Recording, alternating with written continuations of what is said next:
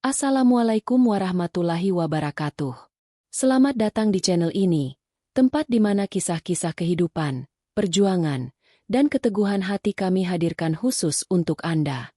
Di video kali ini, kami sajikan sebuah cerita yang menyentuh dan penuh ketegangan, tentang seorang pedagang sayur parubaya yang dianiaya oleh preman berkedok ormas.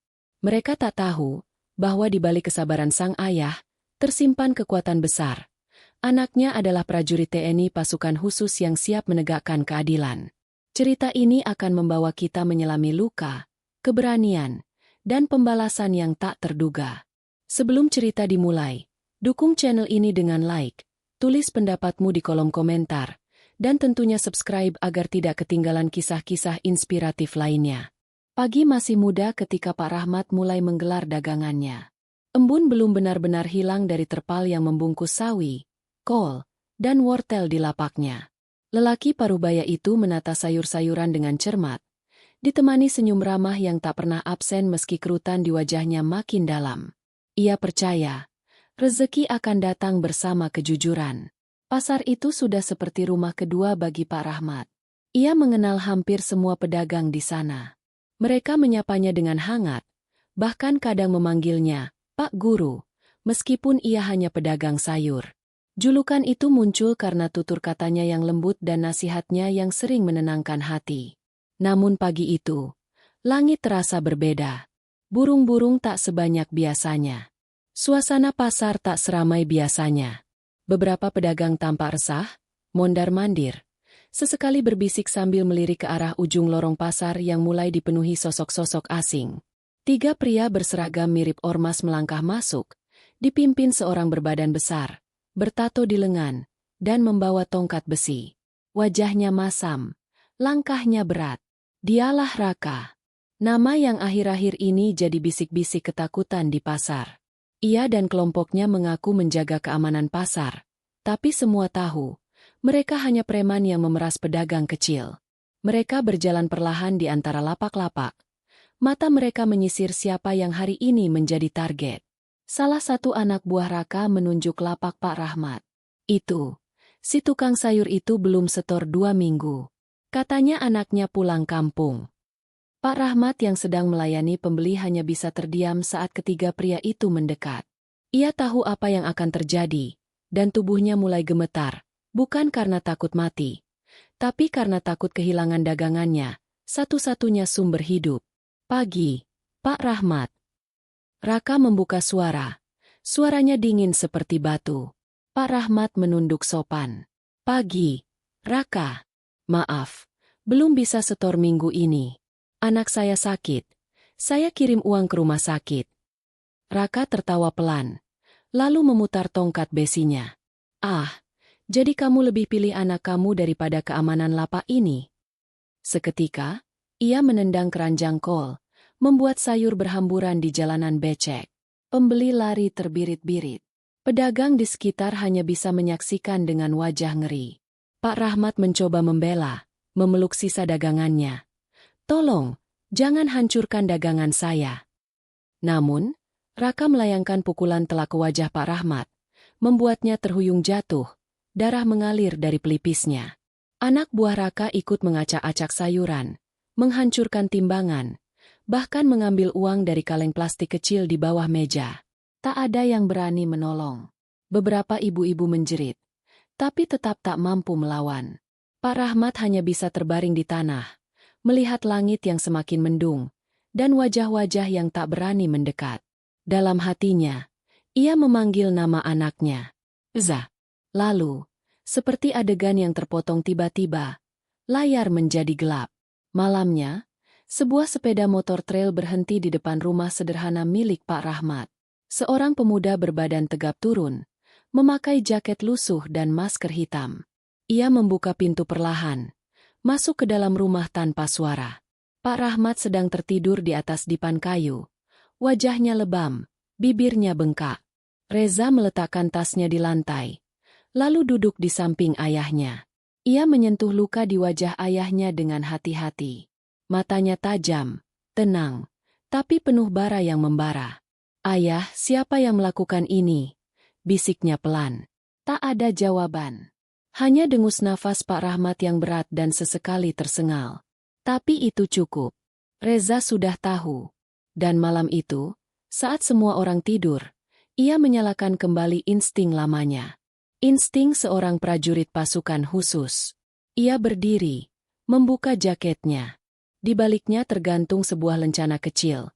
Lambang pasukan khusus tempat ia bertugas. Reza menatapnya lama. Pasar yang telah ternoda itu harus dibersihkan. Fajar belum benar-benar merekah saat Reza menyusuri pasar. Ia tidak mengenakan pakaian militernya. Yang menempel di tubuhnya hanyalah jaket kusam, celana loreng pudar, dan topi bolong yang menutupi sebagian wajahnya. Di pundaknya tergantung karung goni, memperlihatkan dirinya seolah-olah pemulung biasa. Namun sorot matanya tidak bisa disamarkan. Tatapan itu dingin, tajam, mengunci tiap pergerakan orang-orang yang ia lewati. Pasar yang kemarin menjadi tempat ayahnya disiksa kini terlihat seperti tak terjadi apa-apa. Pedagang mulai menggelar dagangan.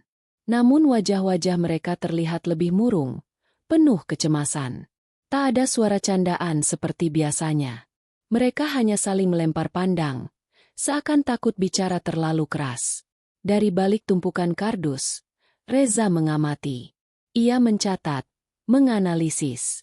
3 jam ia berada di sana tanpa bergerak mencolok. Hingga akhirnya, suara motor berderu kencang menandai kedatangan Raka dan anak buahnya. Mereka turun dari motor tanpa rasa bersalah. Kepala mereka mendongak tinggi. Tubuh mereka berjalan seperti raja jalanan. Salah satu dari mereka bahkan menendang keranjang milik pedagang buah hanya karena tersenggol sedikit. Tawa kasar mereka menyayat udara pasar yang dingin. Reza mengepalkan tangannya di dalam karung. Ia menahan diri. Raka berdiri di tengah pasar, menatap sekeliling. Mana itu Pak Rahmat? Suruh dia keluar. Jangan kira bisa sembunyi selamanya. Tak ada yang menjawab. Tak satu pun. Bahkan seekor kucing pun tak berani lewat. Raka tertawa mengejek, lalu menoleh pada anak buahnya. Kalau begini terus, pasar ini bisa kita kuasai. Mulai besok, naikkan setoran. Siapa yang protes? Hajar. Reza menarik nafas pelan. Ia tidak menyerang saat itu. Ia tahu, ini bukan saatnya. Ia bukan pembalas dendam biasa. Ia adalah prajurit. Dan prajurit sejati tahu kapan harus memukul, dan kapan harus menunggu. Malam harinya, Reza kembali ke rumah. Ia membuat peta kasar di dinding kamarnya. Menandai titik-titik lokasi preman biasa berkumpul, arah masuk luar pasar, hingga jalur patroli satpam yang tak pernah ikut campur. Semua tercatat. Detail. Namun ada satu titik yang ia beri lingkaran tebal. Sebuah warung kosong di belakang pasar. Tempat itu, menurut informasi yang ia dengar dari ibu penjual nasi uduk, sering digunakan oleh Raka untuk menyimpan uang dan merencanakan aksi. Reza hanya mengangguk. Mulai malam ini, semua akan berubah. Beberapa hari berlalu. Kejadian-kejadian aneh mulai membuat Raka gusar. Motor anak buahnya ditemukan hancur, bannya robek, setangnya patah, mesinnya seperti digigiti besi. Awalnya mereka pikir itu ulah maling. Tapi maling tak mungkin meninggalkan logo kecil tergores pisau di tangki motor. Lambang yang hanya dimengerti oleh satu kalangan, pasukan khusus. Di hari lain, saat salah satu anak buah Raka membuka pos jaga, ia menemukan cat dinding mereka tercoret tulisan merah. Kami melihat kalian. Kami tak butuh izin untuk bertindak. Ketakutan mulai merayap di wajah-wajah preman itu. Mereka menyisir pasar, mencari siapa yang berani mengganggu mereka. Tapi tak ada satupun jejak. Tak ada saksi. Hanya keheningan yang mencekam. Pasar seperti mengandung rahasia yang tak bisa dipecahkan. Raka makin gelisah. Ia memerintahkan penggeledahan diam-diam. Ia mendatangi beberapa pedagang, menginterogasi mereka. Namun tak ada yang tahu apa-apa. Justru ketakutan pedagang semakin menjadi-jadi. Di balik lorong sempit pasar, Reza menyaksikan semuanya dari jauh. Ia tahu, ketakutan adalah senjata yang lebih tajam dari peluru. Ia bukan hanya ingin menghancurkan mereka. Ia ingin membuat mereka merasakan apa yang dirasakan ayahnya. Rasa dipermalukan, dipukul tanpa perlawanan, dijatuhkan harga dirinya di tengah keramaian. Dan sebelum malam itu berakhir, Reza kembali menyelinap ke warung kosong tempat uang setoran disimpan. Ia masuk tanpa suara, menjinakkan perangkap pintu dengan kawat bekas. Di dalam, ia menemukan ratusan lembar uang kotor yang disusun rapi dalam kotak logam. Ia tidak mengambil semuanya. Ia hanya mengambil separuhnya dan meninggalkan satu kertas di atas meja. Tulisan tangan Reza tertera jelas. Kalian menganiaya ayahku. Sekarang, lihatlah siapa yang mulai jatuh. Keesokan harinya, Raka mengamuk. Ia membanting meja, menyuruh semua orang mencari pelaku. Tapi tak satu pun tahu kemana arah harus mencari. Karena pelakunya ada di tengah mereka. Menyamar, mengintai, menunggu. Pasar yang biasanya menjadi tempat rezeki kini berubah menjadi ladang ketegangan. Sejak kemunculan teror misterius yang menghantui para preman, situasi berubah. Pedagang mulai berani saling menyapa lagi, meskipun masih dengan bisik-bisik. Tapi rasa harap itu kembali muncul. Harap bahwa suatu hari, mereka bisa berjualan tanpa rasa takut. Sementara itu, Raka seperti harimau kehilangan taring. Setiap malam, ia merokok di warung kosongnya yang kini dijaga dua orang bersenjata tajam. Tatapannya liar, pikirannya penuh kecurigaan. Ia yakin, ada yang mengincar mereka. Tapi siapa? Polisi bukan. Sesama ormas juga bukan. Musuh itu beraksi seperti bayangan, tak terdengar, tak terlihat, tapi meninggalkan jejak yang menghantui. Pagi itu, Reza kembali ke pasar. Ia menyamar sebagai tukang sayur keliling. Di atas gerobaknya hanya ada beberapa sayur layu. Tapi mata Reza tak pernah berhenti bergerak. Ia melihat preman-preman itu berkumpul di sudut timur pasar. Dari gerak tubuh mereka, ia tahu mereka akan bertindak. Tepat dugaan Reza. Tak lama, Raka dan anak buahnya mulai menyisir lapak-lapak. Kali ini bukan sekadar meminta setoran, tapi langsung mengancam akan menggusur pedagang yang tak mau tunduk. Seorang pedagang ayam mencoba menolak. Kami cuma mau cari makan, jangan ganggu kami terus. Satu pukulan langsung mendarat ke wajah si pedagang. Darah mengucur dari hidungnya. Pasar kembali geger. Reza mengepalkan tinju di balik gerobaknya. Namun ia menahan diri. Belum saatnya. Ia tidak boleh bertindak ceroboh. Ia harus memastikan bahwa saat ia muncul, semuanya berakhir dengan bersih. Malam harinya, Reza kembali menyusup. Ia memasuki satu persatu titik yang sudah ia petakan. Ia sabotase jalur listrik ke pos jaga ormas. Ia menyelipkan alat perekam kecil di meja warung Raka. Dan yang paling berani, ia menanam kamera mini di helm salah satu preman.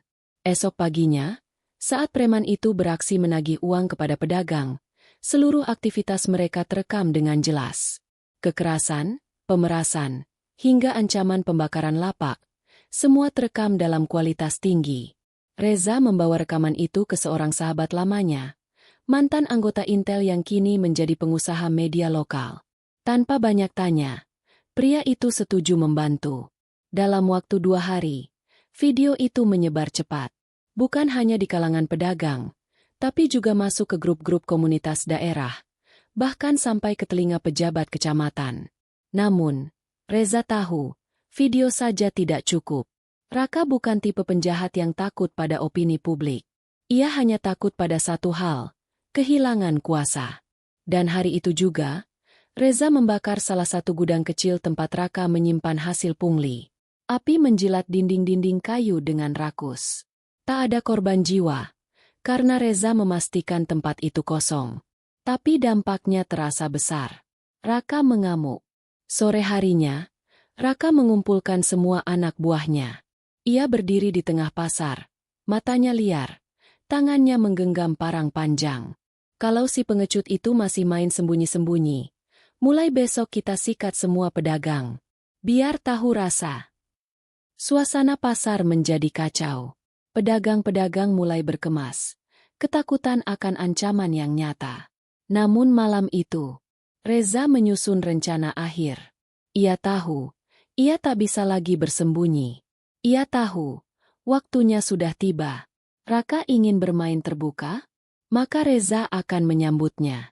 Bukan sebagai pemulung, bukan sebagai tukang sayur, tapi sebagai Reza, prajurit yang dididik untuk menyelesaikan misi.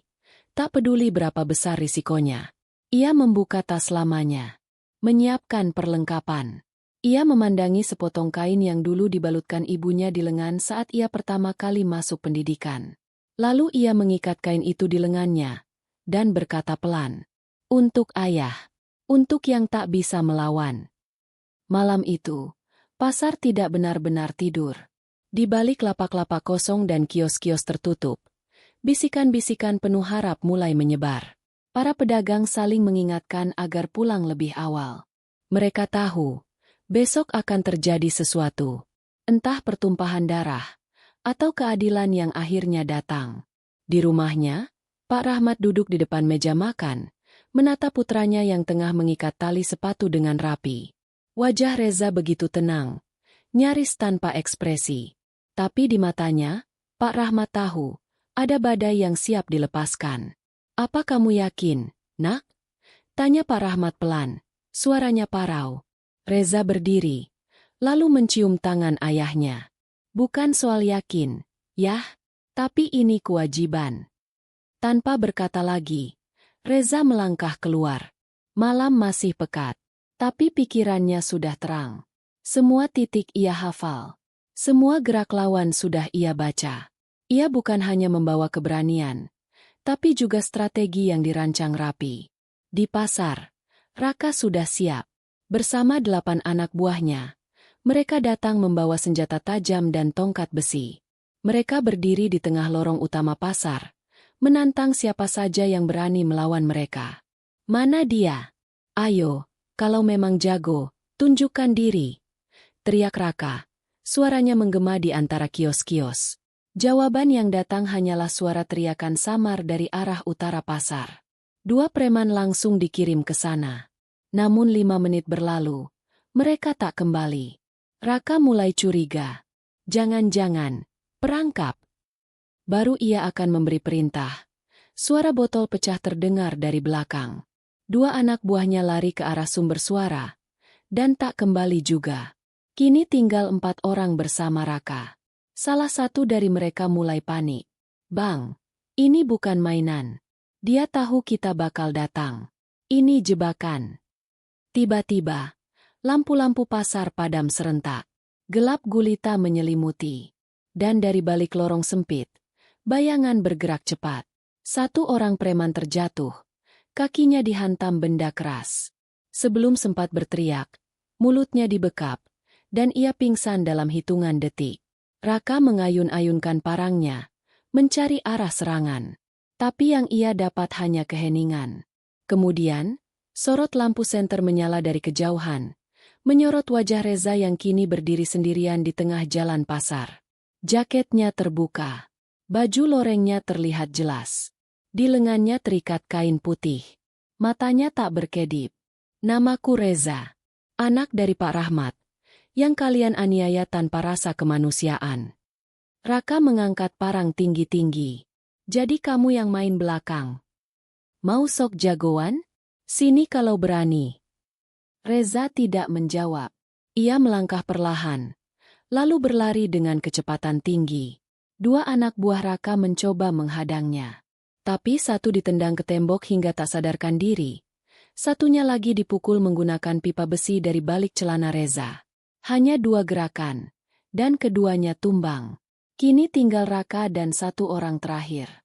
Yang satu itu langsung kabur tanpa berpikir 2 kali. Raka mulai goyah. "Gue nggak takut sama lo," teriaknya. Tapi nadanya sudah gemetar. Reza mendekat. Perlahan. "Kamu tidak takut, karena belum pernah bertemu lawan sejatimu." Parang Raka diayunkan ke arah kepala Reza. Tapi Reza menunduk, memutar tubuhnya, dan menendang dada Raka hingga terdorong mundur. Parangnya terlepas. Raka berusaha mengambilnya lagi, tapi Reza lebih cepat. Ia menginjak tangan Raka hingga pria besar itu menjerit kesakitan. Dalam satu gerakan kilat, Reza mencengkeram kerah baju Raka, mengangkatnya sedikit, lalu meninju rahangnya keras. Raka jatuh. Mulutnya berdarah. Dadanya naik turun, menahan sakit. Ini belum selesai, kata Reza dingin. Kau akan diproses. Tapi tidak dengan hukum jalanan. Aku sudah siapkan lebih dari itu. Beberapa detik kemudian, 2 mobil aparat berpakaian sipil datang tanpa suara. Mereka adalah anggota khusus dari Kesatuan Reza. Dalam hitungan menit, Raka dan anak buahnya yang tersisa diamankan. Reza berdiri di tengah pasar yang kini kembali sunyi. Angin dini hari meniup sisa-sisa kekacauan. Tapi pasar itu kini terasa lebih lega. Satu demi satu, pedagang mulai keluar dari persembunyian mereka. Mereka melihat Reza dari jauh. Tak ada sorak-sorai, tak ada tepuk tangan. Hanya tatapan penuh hormat. Dan dari kejauhan, Pak Rahmat menyaksikan semua itu. Matanya berkaca-kaca. Anak yang dulu ia khawatirkan, kini berdiri sebagai pelindung. Bukan hanya untuk ayahnya, tapi untuk semua yang tak bisa melawan. Langit mulai berubah warna. Awan gelap menggulung dari arah barat. Dan angin membawa aroma hujan yang sebentar lagi akan turun. Pasar yang semalam penuh dengan ketegangan, kini kembali berdenyut perlahan. Beberapa pedagang membuka lapaknya dengan ragu, seolah belum percaya bahwa pagi ini mereka benar-benar bebas. Pak Rahmat datang paling awal. Ia mendorong gerobak sayurnya. Meski langkahnya belum terlalu kuat, bekas luka di wajahnya masih belum hilang. Tapi sorot matanya sudah berbeda. Ia tak lagi membungkuk dalam ketakutan. Ia berjalan tegak, tersenyum kecil pada orang-orang yang menyapa. Pak Rahmat, ayo jualan lagi. Kami kangen suara teriakan Bapak waktu nawarin tomat. Celetuk seorang pedagang bawang. Pak Rahmat tertawa kecil. Tomatnya masih asam, tapi semangat saya sudah manis, jawabnya. Reza berdiri tak jauh dari sana. Kini ia mengenakan pakaian sipil sederhana. Di lehernya tergantung kartu pengenal pasar, bukan sebagai pedagang, tapi sebagai relawan pengawas. Ia tak butuh penghargaan, tak butuh upacara. Ia hanya ingin satu hal, agar pasar ini tak lagi dikuasai rasa takut. Dari balik kios, seorang anak kecil berlari menghampirinya. Om Reza, Om Reza. Ia menyerahkan sebuah koran pagi yang masih hangat. Di halaman depan, terpampang foto buram saat Raka digiring oleh aparat ke mobil tahanan. Wajahnya lebam, matanya kosong. Judul beritanya, preman pasar ditangkap setelah teror panjang. Reza hanya menatapnya sekilas, lalu melipat koran itu dan menyelipkannya ke saku. Ia menoleh ke arah kios sayur ayahnya, lalu berjalan ke sana. Pak Rahmat sedang menyusun cabai, tomat, dan sawi. Tangannya cekatan meski sudah berumur. Saat melihat Reza mendekat, ia tersenyum. Capek. Reza duduk di bangku kecil, mengambil sebotol air dari bawah meja. Enggak, tapi lapar. Pak Rahmat menyerahkan sebungkus nasi uduk yang sudah dipersiapkan dari rumah. Reza menerimanya, membuka perlahan, dan mengunyah tanpa berkata apa-apa.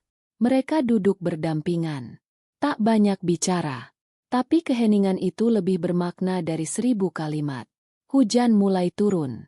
Rintik kecil membasahi atap seng pasar. Tapi tak ada yang berlarian menutup lapak. Justru, suara hujan itu seperti membawa kelegaan. Di ujung pasar, para petugas mulai membongkar pos-pos ormas yang dulu berdiri tegak menindas. Kini hanya tinggal rangka kayu lapuk, simbol kekuasaan yang sudah rubuh. Pedagang buah memainkan radio kecil. Lagu lama mengalun pelan, membawa kenangan masa lalu yang kini terasa ringan. Pasar ini akhirnya bisa nafas lagi, ujar Pak Rahmat, setengah bicara pada dirinya sendiri. Reza menatap ke arah hujan yang jatuh tenang. Ia tahu, mungkin besok akan ada tantangan baru. Tapi pagi ini, di tempat sederhana ini, keadilan sudah diberi ruang. Dan itu cukup. Ia berdiri, merapikan jaketnya, lalu membantu ayahnya menata sayur yang hampir jatuh. Mereka tertawa kecil, lalu kembali berjualan bersama, seperti dulu, sebelum semuanya retak. Tapi kini, ada perbedaan. Kini, Mereka berdiri, tanpa takut. Setiap kezaliman pasti akan ada akhirnya. Tak ada kekuatan yang abadi selain keadilan dan kebenaran. Dalam diamnya seorang ayah, tersimpan doa yang kuat. Dalam sabarnya seorang anak, terpendam kekuatan untuk menegakkan yang benar. Cerita ini mengajarkan kita bahwa keberanian tidak selalu tentang melawan dengan kekerasan, tapi tentang memilih waktu yang tepat dan cara yang bijak untuk menegakkan kebenaran. Sebagaimana firman Allah dalam surat Al-Isra ayat 81. Dan katakanlah, yang benar telah datang dan yang batil telah lenyap. Sesungguhnya yang batil itu pasti lenyap. Quran Surat Al-Isra 81. Terima kasih sudah menonton cerita ini. Jika kamu menyukai kisah inspiratif dan penuh makna seperti ini, jangan lupa untuk like, tulis pendapatmu di kolom komentar, dan tentunya subscribe agar tidak ketinggalan cerita-cerita menarik lainnya. Sampai jumpa di kisah selanjutnya.